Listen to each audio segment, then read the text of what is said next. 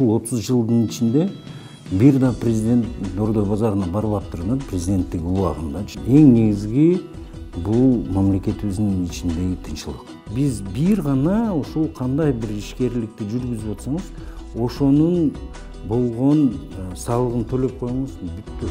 Саламатсызбы, Алтынбек мырза, биздин сизге келгенибиздин себеби өзүңүзгө маалымат болгондой, бүгүн бир эле биздин Кыргызстанда эмес, дүйнө жүзүндө бир аз бир кооптонуулар, эртең кандай болот, жашообуз кандай болот деген бир кооптонуулар болуп жатат. Ошонун негизинде биздин мамлекетте бүгүн ошо салык кызматы бир негизги бир кандай десем, элдин куралы дейинби же үмүтү дейинби болгондуктан биз ушул суроолор менен сизге кайрылалы деп чечтик. Биринчи эле сурообуз жаңы технологиялар жөнүндө. Мисалы, бардык ишкерлер азыр онлайн ККМ системасына өтүп жатышат. Бул өзгөрүштөргө алар кандай баа берип, кандай мамиле кылып жатышат жана мамлекет бул нерседен пайда көрөбү деген суроого жооп берип койсоңуз.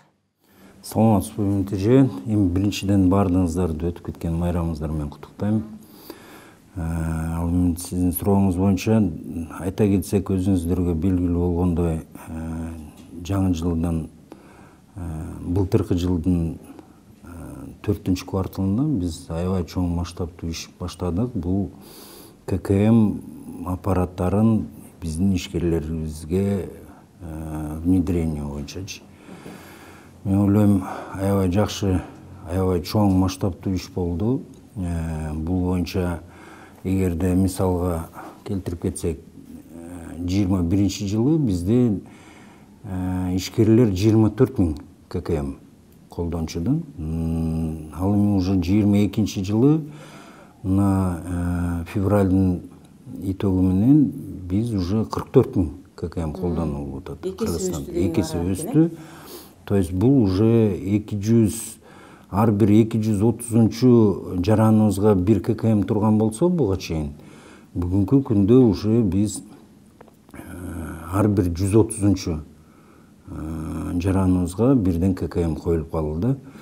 Бунун натыйжасы кайсыл жерлеринде көрүнүп турат да. Бунун натыйжасы, мына мисалга алсак, биз айына ККМге байланыштуу болуп салык системасы белгиле 3 миллиард ашыкча топтоп атабыз. 3 миллиард деген бул деген канча деген пенсия, канча деген айлык маянан көтөрсө болот да бүгүнкү күндө. Бул 3 миллиард ай сайын деген. Ай сайын 3 миллиардтан. Бул мындайча айтканда азыркы кырдаалда 3 миллиард ашыкча кылып былтыркы жылга караганда чогултуу, мен ойлойм, бул аябай чоң сумма да. Биз ойлойбуз, быйылкы жылдын дагы 22 жылдын аягына чейин биз да бул көргөзгүчтөрдүн баарын чоңойтконго аракет кылабыз. И ошонун негизинде мен ойлойм, уже ушул жыл соңуна чыгып атканда жакшы показательдерди уже тартуулайбыз да. Мына баарыбызга маалымат болгондой, өткөндө өлкө башчысы Ош базарын жана Дордой базарларын кыдырып, жеке ишкерлер менен, биздин жөнөкөй эле соодагерлер менен кезигип, ошол алардын көйгөйү менен таанышып чыкты. Ошол боюнча кандай иш алып баруулар болуп жатат? Ошолордун көйгөйү менен андан ары иштер жүрүп жатабы же ошол президент барып кеткен эле токтоп калдыбы? Жок, бул албетте президентибиз Дордой базарына барып биринчиден айтып кетиш керек, белгилеп кетиш керек. Ушул 30 жылдын ичинде бир да президент Дордой базарына барып аптырынат президенттик убагындачы. Ал эми бул получается биринчи президент Дордой базарына өзү барып, өзү ушул ишкерлер менен, ишкерлердин көйгөйү менен таанышып, ошол эле убакта ККМ аппараты боюнча түшүндүрмө, мындайча айтканда, көп ишкерлерге түшүндүрүп кетти да. Бул өтө жакшы, мындайча айтканда, салык система үчүн өтө чоң иш болду деп ойлойбуз. Себептенде ишкерлер да түшүнүштү, что президент бул маселени колдоп аткандыгы, ушул маселе контролдо болгондугу ишкерлердин көбү түшүндү деп эсептейбиз да. Ошондуктан ушунун баардыгы, мен ойлойм, өтө бир мындай чоң жетишкендиктерге да бир түрткү болот да. Ушул акыркы күндөр айрыкча ушул Кыргызстанда бир чындыгында болуп жатабы же болгон жокпу биз айта албайбыз, бирок деген бир тартыш болуп жатат, жетишпегендик болуп жатат, элдин арасында сөз болуп жатат. Ошонун арасынан мисалы үчүн салыкты чогултууда, ишкерлерден ошо салыкты чогултууда сиздерде бир мындай бир барбы, бир кандай десем оорлошкон учур же болбосо бир проблемалар барбы же бардыгы эле мурдагыдай кетип жатабы? Негизи эле эгерде ушул ККМ киргизүү боюнча деги эле салык тармагында кандай бир ишкерлерге оорлук келип атабы деген суроону айтып атсаңыз керек. Бул боюнча мен айтып кетет элем, ишкерлердин баардыгы былтыры кандай төлөп аткан болсо, ушундай эле төлөп келишет. Ошол эле Ашыкча ошол эле мындайча айтканда былтыр кандай төлөгөн болсо, январь февралда быйыл деле ошондой эле төлөп келет. Единственное, бул жерде белгилеп кетиш керек, былтыры такыр төлөгөн субъектлер чыгып, ошолордун баарынын азыр салык төлөөгө чакырып, ошонун баарына азыр ККМ коюп, баардыгын иретке койгонубуздан кийин мына салык топтоо, салык жыйноо, ушунун баардыгы көтөрүлгөнү ушул төлөбөгөндөрдүн эле негизинде чогултулат. Убагында төлөбөгөндөр дагы бар бизде, убагында төлөбөй калгандар. Эми андайлар да болот. Ишкерлерде бул ар кандай себептер менен акча тартыш маселеси болуп калат. Кээ бирөөсү жашырам деп аракет кылып калат. Ушунун баардыгын салык системанын бүтүн сотрудниктери биригип иштеп, ушунун натыйжасы баардыгын убагында төлөткөнгө аракет кылып жүрөбүз. Жана сиз айткандай ушул акыркы жылдар ай сайын жанагынча чоң сумма, ири сумма өсүш болуп жаткандыгы, бул ошол мурда салыктарын жашырып жүргөндөрдүн бүгүн ачыктап жанагынтип текшерилип жаткандыгына байланыштуу деп ойлойсузбу, же кандайдыр бизде ишкерлер көбөйүп ошонун негизинде салык көбөйдүбү? Ошол боюнча да азын улак маалымат берип кетсеңиз. Бул боюнча айтып кетсек, албетте жаңы салык төлөөчүлөр дагы кошулду арабызга. Ошол эле убакта мурда такыр төлөбөгөндөр дагы көп болчу да.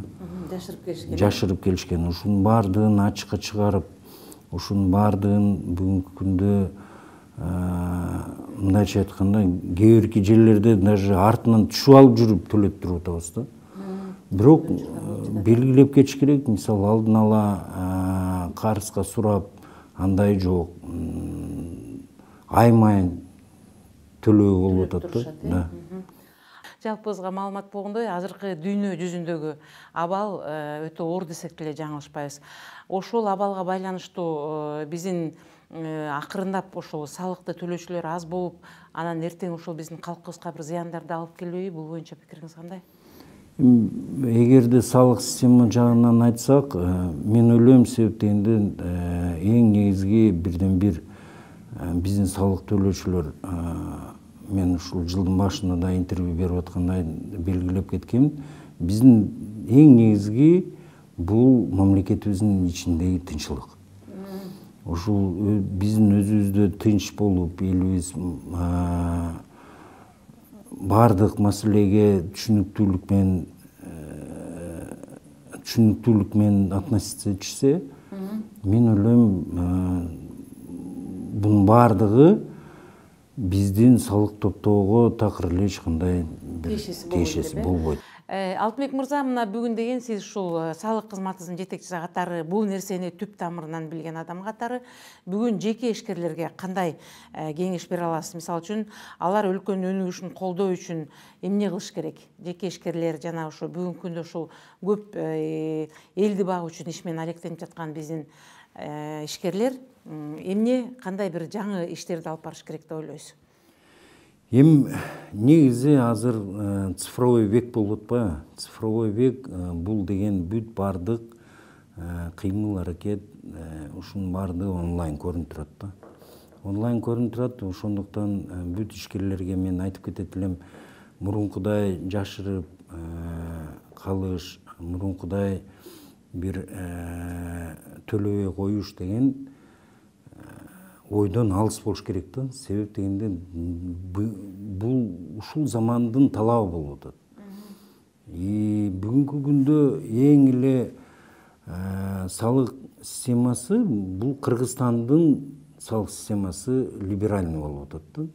Ошондуктан мен баарынан суранып кетет элем, кандай бир ишкерлик жүргүзүп атсаңыздар, кандайдыр бир жумуш аткарып атсаңыздар, ушунун баардыгын эгерде ушул ишкерликти жүргүздүңүзбү, салыкты төлөп коюңуз. Эгерде ишкерлик жүргүзбөй, эчтекеси жокпу, анда төлөбөңүз. Биздин бүгүнкү күндө салык кодекси ушинтип эле турат. Эгерде сиз ишкерликти жүргүзбөсөңүз деле биз салык төлөп койгула деп айтабыз. Биз бир гана ушул кандай бир ишкерликти жүргүзүп атсаңыз, ошонун болгон салыгын төлөп коюңуз, бүттү. Эч кимдин эч кандай суроосу жок, эч кимдин эч кандай талабы жок. Мыйзам чегинде эле. Мыйзам чегинде. Ушунун баардыгын сиз бүгүнкү күндө эгерде элге бир кандайдыр бир услуганы жасаган болсоңуз, ушунун баарынын убагында төлөп жүрсөңүздөр, буга өзүңүзгө деле жеңил. Бул баары бир бүгүнбү, эртеңби ачылат, бүгүнбү, эртеңби көрүнөт. Ошондуктан баарынан кийин топтолуп калып, пиня санкциясы менен болуп калбаш үчүн мен баардык ишкерлерден суранып кетет элем, салыкты убагында төлөп, мурункудай төлөбөй коюш эмес, төлөштүн айласын табыш керек.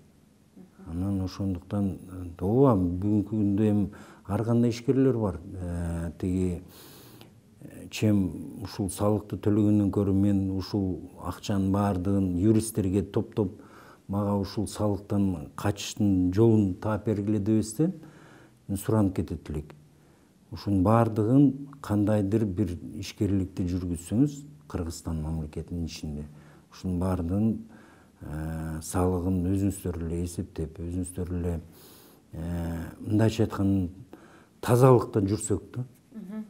Ушунун жыйынтыгы мен ойлойм баары бир болот, баары бир ушунун сиздер төлөгөн салыктан канча деген сот маселелер чечилип калып атат.